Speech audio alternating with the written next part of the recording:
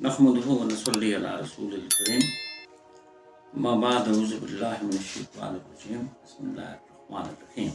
Viewers, आज के vlog में हम एकाम इलाही की किस्में जो कुरान में बयान की गई हैं कि इनकी कितनी किस्में हैं, यानी इनकी नेचर के लिहाज से और इनकी अमल के लिहाज से आगे कितनी किस्में आ जाती हैं। तो इंसान अल्लाह ताला की तरफ से दो अक़साम के एकामात का पाबंद है, जिसमें नंबर 1 तकवीनी एकामात हैं और नंबर 2 तशरीही एकामात हैं। अब देखते हैं तकवीनी एकामात क्या होते हैं, काम क्या होते हैं। इन एकामात में इंसान दूसरी मखलूक़ात की तरह अल्लाह ताला के एकामात का पाबंद है और जिस तरह दूसरी मखलूक़ात नेचर की तरफ से एक्ट करती हैं, इसी तरह ये भी एक्ट करता है। इसमें इसको कोई अख्तियार हासिल नहीं है, ये 100% ये नेचुरल है, ये अल्लाह की तरफ से, अलमाइटी की तरफ से है।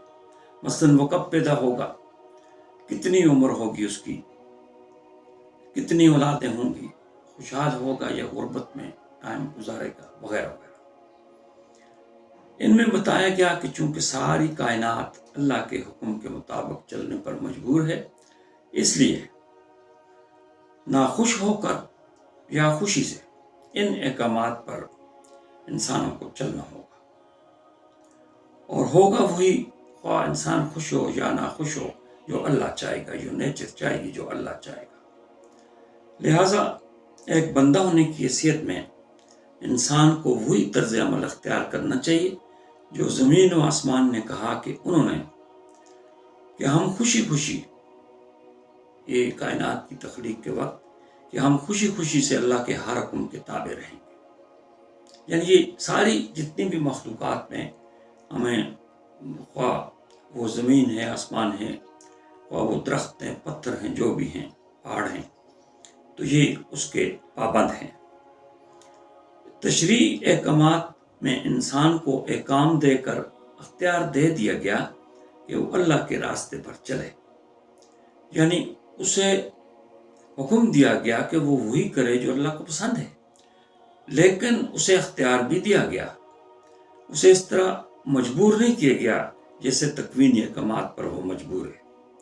उसे अख्तियार दिया गया कि वो चाहे तो इस पर अमल करे और चाहे तो न करे, और यही उसका इम्तिहान है जिसके नतीजे में उसके लिए जन्नत और जहन्नम का फैसला होगा। क्योंकि दूसरी मखलूक़ात को इस इम्तिहान में नहीं डाला गया, इसलिए उनको ना तशरी एकाम दिए गए और ना उनकी नाफरमानी का अख्तियार दिया गया। यानी ये जो इंसान को अल्लाह ने पैदा किया और उसे अपना नायब बनाया, फिर उसी के लिए जन्नत और जहन्नम, उसी के लिए अच्छाई बुराई सारा कुछ क्लियर कर दी गई। इंसान की ज़िंदगी, अब्दी ज़िंदगी की फलाह तशरी एकामात के मानने पर होगी। यानी जो अब्दी ज़िंदगी पर हमारा ईमान है और हमें कहा गया है अल्लाह की तरफ से और पैगम्बरों की तरफ से कि एक ज़िंदगी अब्दी ज़िंदगी होगी, आर्ज़ के अलावा जो अभी हमारी ज़िंदगी है आर्ज़ी है। तशरी एकामात किस तरह दिए गए, ये बड़ी आम बात है कि ये आखिर हम तक पहुँचे कैसे। इस हमारी दुनिया में किसी इंसान से अल्लाह ताला रूबरू होकर कलाम नहीं करते, अलबत्ता 3 तरीकों में से कोई एक तरीका अख्तियार फरमाते हैं। नंबर 1, वही जो किसी के दिल में डाल दी जाए। नंबर 2, पर्दे के पीछे, जिसका मतलब ये है कि कोई सूरत नजर आए पर्दे के पीछे से, बगैर पर्दे के पीछे से हम कलाम हो, जैसे मूसा के साथ खुदा तूर पर हम कलाम हुए। यानी उनको खुदा ने अपने ना पैगम्बरों ने कभी इसरार किया और ना वो अपनी असली शक्ल में, यानी उसको इंसान टॉलरेट नहीं कर सकता है। जिस तरह मूसा अलैहिस्सलाम ने कहा, तो वो पहाड़ पर जब बिजली गिराई गई तो वो टॉलरेट न कर सके उसे, और उसके बाद उन्होंने यही कहा कि अल्लाह बेहतर जानता है जो कुछ वो कहते हैं, अल्लाह बेहतर जानता है जो कुछ वो करते हैं। तीसरा तरीका ये है کہ کسی فرشتے کے ذریعے اپنا کلام کسی پیغمبر کو بھیجا جاتا ہے، جس طرح پیغمبر خاتم الانبیاء محمد صلی اللہ علیہ وسلم کو غار میں جبریل علیہ السلام کا ظہور ہوا اور وہیں پر اللہ کی طرف سے آیات نازل ہوئی۔ چونکہ اللہ تعالیٰ اپنے آپ کو ظاہر نہیں کرتے، تو اس سے ایمان بالغیب، یعنی ایمان بالغیب ہے یہ کہ آپ اللہ اپنے آپ کو ظاہر نہیں کرتے اور آپ ان پر یقین کریں گے، یہ ایک بہت بڑی بات ہے۔ اور یہ ایمان بالغیب ہی کی بار بار قرآن میں ذکر ہے ایمان بالغیب کا، کہ وہ لوگ جو کہ نہ دیکھے ہوئے اللہ کا یقین کرتے ہیں، ان کے لیے اللہ بڑا غفور الرحیم ہے دونوں جہانوں میں۔ تو یہ اس کا امتحان ہی یہی ہے کہ اللہ اپنے آپ کو ظاہر نہیں کرتے، اور یہ لوگ اللہ کی جو صفات ہیں ان کی وجہ سے اللہ پر یقین کرتے ہیں، یعنی ان کی صفات کا ظہور تو ہر زمانے میں رہا، ہر وقت رہے گا اور ہمیشہ رہا۔ تو یہ غیب پر ایمان لاتے ہوئے پیغمبروں کے کہنے پر مقدس کتابوں میں جو کچھ لکھا ہوئے اللہ پر ایمان لے آتے ہیں۔ اور مومن اور کافر کا فرق بھی یہیں سے شروع ہو جاتا ہے، یعنی ایمان بالغیب سے۔ دیکھیں، بنی اسرائیل نے اپنے پیغمبروں کو بار بار کہا، حضرت موسیٰ کو کہا کہ اللہ ہمیں اپنا آپ دکھا دے۔ پھر جب پہاڑ پر اس کا نور متمکن ہوا تو سب کے سب بے ہوش ہو گئے، یعنی ان کے ساتھ جتنے لوگ ساتھ لے گئے تھے پہاڑ پر، تو انہوں نے یہ جس طرح وہ آرگومنٹس کرتے رہتے تھے، تو یہاں پر بھی آرگومنٹ کیا کہ ہم اس وقت تک، حالانکہ اللہ موسیٰ سے ہم کلام ہوتے تھے پردے کے پیچھے سے، لیکن اس بات پر یقین نہیں کرتے تھے، وہ کہتے کہ اللہ ہمیں اپنی، تو اللہ کو دیکھنے کتاب کس طرح لا سکتے تھے۔ تو اس طرح جب پہاڑ پر اللہ کا نور متمکن ہوا تو سب کے سب بے ہوش ہو گئے۔ انسان کا اصل ٹیسٹ ہی ایمان بالغیب ہے، جس میں حجت کی کوئی گنجائش نہیں۔ جب حجت کی گئی تو اس کے بھیانک نتائج نکلے۔ یہ دیکھیں، ایک سمپل بات حضرت موسیٰ نے اپنی قوم سے کہی کہ اللہ کہتے ہیں کہ آپ گائے ذبح کریں، ایک سمپل بات تھی۔ تو ان نے پھر آگے حجت کی، گائے کیسی ہو، عمر کیسی ہو، کلر کیسا ہو، ہل چلاتی ہو نہ چلاتی ہو، یہ نہ ہو۔ آخر کار وہ گائے انہوں نے بڑی مشکل سے پھر وہ ذبح کی۔ اگر شروع میں جس طرح کہا تھا ذبح کرو، تو اس میں تو پیغمبر نے تو کچھ نہیں کہا تھا نا کہ کیسی ہو کیسی، انہوں نے کہا تھا کہ اللہ کہتے ہیں کہ گائے ذبح کرو، تاکہ تمہارے درمیان جو فتنہ پیدا ہو گیا ایک شخص کے قتل پر، تو وہ حکم دیا گیا کہ اس گائے کا ذبح کی کہ ٹکڑا اس کو مارو، یہ اٹھ کر اپنے قاتل کا نام بتا دیں گے اور اس کے بعد آپ کا یہ مسئلہ ختم ہو جائے گا۔ تو ہوا تو اسی طرح، لیکن کتنی حجت کے ساتھ انہوں نے یہ کام کیا۔ تو اس میں حجت کوئی بھی نہیں ہے۔ یہ پیغمبروں کے ذریعے تشریع احکامات میں جن کو فالو نہ کرنے کی صورت میں نتائج کا سامنا کرنا پڑتا ہے، جس طرح گزشتہ قوموں نے، مثلاً قوم عاد نے، قوم لوط نے اور بنی اسرائیل نے کیا، یعنی کتنے بھیانک نتائج ان کے سامنے آئے۔ لیکن اللہ کا طے شدہ طریقہ ہے کہ ایک دم کسی قوم کو ہلاکت میں نہیں ڈالتے، بلکہ لمبے عرصے تک موقع دیتے ہیں۔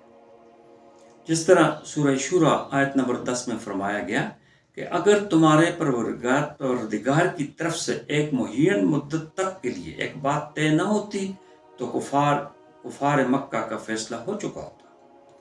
پہلے سے طے شدہ بات یہ تھی کہ ان لوگوں کو ایک دم کسی عذاب سے ہلاک نہیں کیا جائے گا، بلکہ مہلت دی جائے گی، جس میں اگر یہ چاہیں تو ایمان لا سکیں۔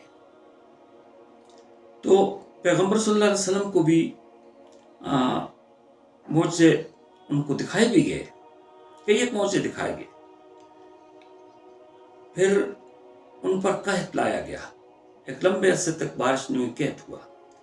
تو پھر انہوں نے پیغمبر کو یہ آ کر کہا کہ آپ دعا کریں اللہ سے کہ اللہ بارش برسائیں۔ تو پیغمبر نے پھر دعا کی تو بارش برس کی، یہ بھی ایک معجزہ تھا۔ دیکھیں، شکل قمر ہوا، وہ بھی معجزہ تھا۔ ابو جہل کا بڑی باتیں کرنا، غرور کرنا اور آگے ایک گڑھا دیکھنا، سورۃ اقرا میں جو بیان کیا گیا ہے 6 آیت کے بعد، تو وہ کتنا بڑا معجزہ تھا۔ لیکن یہ بھی اسی طرح کہتے تھے کہ نہیں، ایک آدمی کو پیغمبر بنا دیا گیا اور اللہ ڈائریکٹ کبھی کہتے تھے کہ ڈائریکٹ پوری کی پوری بک آپ لائیں آسمان سے جا کر، کبھی کہتے تھے کہ اللہ ہم سے ڈائریکٹ بات کریں، یا کسی فرشتے کو کیوں نہیں بھیجا گیا، آپ کو کیوں بھیجا گیا؟ تو یہ ان کے کہنے پر اللہ کچھ نہیں کریں گے. اللہ کا ایک اپنا طریقہ ہے، اللہ کا اپنی ایک سنت ہے، اس طریقے سے ہوتا ہے. تو یہاں پر ان کو ڈھیل دی گئی. پھر سورہ شورى کی آیت نمبر 22 میں کہا گیا کہ میں تم سے تبلیغ کی کوئی اجرت نہیں مانگتا. یعنی ہر پیغمبر نے یہ کہا، حضرت نوح نے بھی یہ کہا، حضرت صالح نے یہ کہا، سارے پیغمبروں نے کہ میں تم سے تبلیغ کی کوئی اجرت نہیں مانگتا، لیکن کم از کم سب نے کہا کوئی اجرت نہیں مانگتا. یہاں پر آگے ایک نئی بات سمجھ آئی کہ آگے فرمایا گیا لیکن کم از کم اتنا تو کرو کہ تم میری رشتہ داری کے جو حقوق ہیں ان کا لحاظ کرتے ہوئے مجھے تکلیف تو نہ دو اور میرے راستے میں رکاوٹیں پیدا نہ کرو. یہ پیغمبر صلی اللہ علیہ وسلم نے کہا. دیکھیں یعنی یہ کتنا بڑا آدمی، اللہ کا پیغمبر اور انبیاء کا سب کا سردار، وہ کتنی عاجزی سے ان سے باتیں، حالانکہ وہ یہ ان کے لیے اگر بدعا کرتے تو ختم ہو جاتے، لیکن انہوں نے نہیں کی. طائف میں جو سختیاں ان پر کی گئیں اس کے بعد بھی نہیں کی. جبریل حاضر بھی ہوئے کہ آپ حکم دیں تو 2 پہاڑوں کے درمیان جس بستی کو ختم کر دیا جائے، لیکن انہوں نے کہا کہ نہیں، ان کی اولادوں میں سے اچھے لوگ پیدا ہوں گے. تو آپ چونکہ رحمت اللہ عالمین تھے، تو یہ بات انہوں نے کتنے دکھ اور درد سے کی کہ آپ اجرت میں نہیں مانگتا، لیکن میں تمہارا رشتہ دار ہوں، میں بنو ہاشم سے ہوں، تم بنو ہاشم سے ہو، میں قریش سے ہوں، تم قریش سے ہو. تو وہ تو رشتہ داری کا حق تو ادا کرو اور مجھے تکلیفیں نہ دو. عباس رضی اللہ آپ کے چچا مسلمان نہیں ہوئے اور بدر میں کفار کی طرف سے جنگی قیدی بھی بنے، لیکن انہوں نے محمد کو ٹارگٹ صلی اللہ علیہ وسلم کو کبھی نہیں کیا، بلکہ ہمیشہ ان کی فیور کرتے رہے. خاص کر بیعت عقبہ ثانیہ کے موقع پر انصار سے محمد صلی اللہ علیہ وسلم کا ساتھ دینے کی بیعت لی باقاعدہ انہوں نے. اس کے برعکس ان کا چچا دوسرا تھا گلاب، تو اس کا رویہ بالکل دشمنی کا سا تھا. اسی طرح ابو جہل تھا. تو یہ دشمنانہ طرز عمل کم از کم یہ ان کے ساتھ سوٹ نہیں کرتا تھا. اگر پیغمبر نہیں مانتے تھے تو نہیں مانتے تھے، زبردستی تو کسی نے نہیں کی. لیکن ان کو ایک نوبل آدمی سمجھ کر، جس طرح خطبہ آپ کے پاس آئے، خطبہ کفار کے جو بڑے تھے قریش کے، تو ان سے جب آپ نے آیات قرآن تلاوت کی اور اللہ کے دین کی باتیں کی، تو واپس جا کر انہوں نے قریش کو یہی کہا، قریش مکہ کو، کہ آپ محمد کو ان کے حال پر چھوڑ دیں صلی اللہ علیہ وسلم. اگر وہ کامیاب ہو جاتے ہیں تو اس کا مطلب تو ہماری کامیابی، ہمارے ہی آدمی، اور اگر ناکام ہو جاتے ہیں تو وہ اور ان کا دین خود بخود ختم ہو جائیں گے، تو آپ کو رجسٹ کرنے کی ضرورت کیا ہے؟ لیکن ابو جہل ٹائپ کے لوگوں نے خطبہ کی یہ تجویز نہیں مانی. خطبہ کو ہمیشہ پیغمبر صلی اللہ علیہ وسلم کہتے ہیں کفار میں جو بہترین آدمی ہے وہ خطبہ ہے. تو ان کو جنگ پر بھی مجبور کیا، جنگ بھی نہیں کرنا چاہتے تھے، جنگ بدر خطبہ، اور پھر اس میں وہ مارے بھی گئے. تو یہ اس طرح کے جو لوگ ہوتے ہیں دشمنی پر ہر زمانے میں ہوتے ہیں. جو آدمی نیک ہوتا ہے، اچھائی کی بات کرتا ہے، اس سے دشمنانہ رویہ رکھتے ہیں، اپنے آپ کو غرور میں مبتلا کر دیتے ہیں. اللہ جس کو ناپسند کرتا ہے. تو ویورز، یہ ولاگ آج کے یہیں پر ختم کرتے ہیں. آپ اسے سنیں اور پسند آئے تو اسے سبسکرائب کر دیں.